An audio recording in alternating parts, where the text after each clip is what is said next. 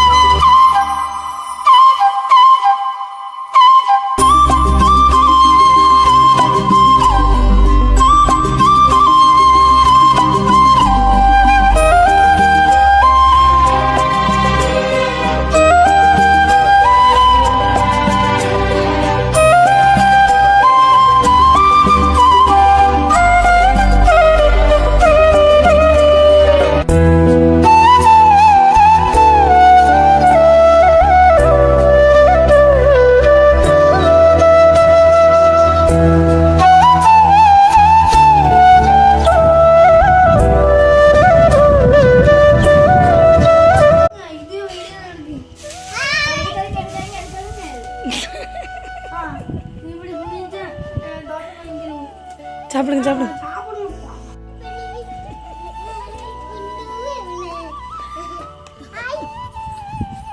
தோசையா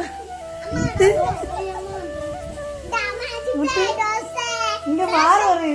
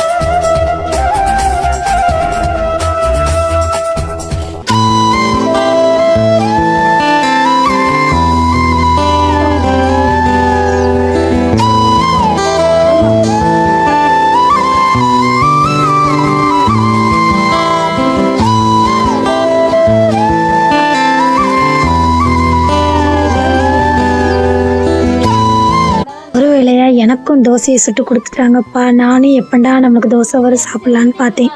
எல்லோரும் சாப்பிட்டதுக்கப்புறம் எனக்கு தான் அதுக்கப்புறம் தோசை கொடுத்தாங்க. நான் ஒரு மசாலா தோசையும் ஒரு சாதா தோசையும் தான் எனக்கு சுட சொன்னேன். ஸோ நல்லா இருந்துச்சு, சுட சுட சாப்பிட்றதுக்கு செம்மையாக இருந்துச்சு. அதுவும் நம்ம ஊருக்கு வந்து நம்ம இப்படி விறகடுப்பில் நம்ம தோசை சுட்டுருக்கோங்கிறது வந்து எனக்கு ரொம்ப ரொம்ப ரொம்ப ஹாப்பியாக இருந்துச்சு. ஸோ வெளியிலையும் போய் சமையல் பண்ணலாம்னு நினச்சோம். ஸோ அதனால் போக முடியல என்னால். ஸோ அதனால் வீட்டில் வச்சு இன்றைக்கி பண்ணிடுவோம் அப்படின்ட்டு எல்லாம் ரெடி பண்ணோம். ஆனால் செம்மையாக இருந்துச்சு, நல்லா என்ஜாய் பண்ணோம் ஃபேமிலியோட.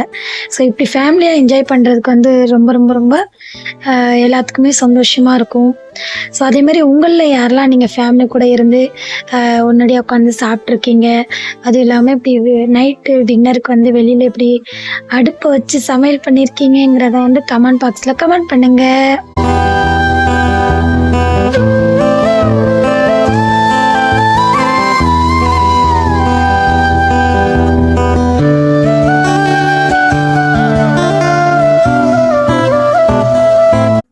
பச்சை கிளிகள் தோளோடு பாட்டு குயிலோ மடியோடு பூலோகம் ஆனந்தத்தின் எல்லை, இந்த பூமிக்கு கண்ணீர் சொந்தம் இல்லை. பச்சை கிளிகள் தோளோடு பாட்டு குயிலோ மடியோடு பூலோகம் ஆனந்தத்தின் எல்லை, இந்த பூமிக்கு கண்ணீர் சொந்தம் இல்லை. சின்னஞ்சிறு கூட்டுக்குள்ள சொர்க்கம் இருக்கு, அட சின்ன சின்ன அன்பில் தானே ஜீவன் இன்னும் இருக்கு.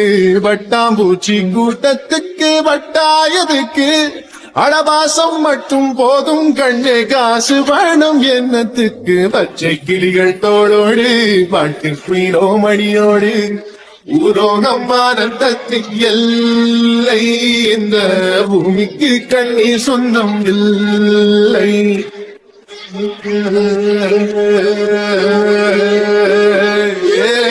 ஃப்ரெண்ட்ஸ், ஒரு வேளையா நானும் தோசை சாப்பிட்டு முடிச்சிட்டேன்.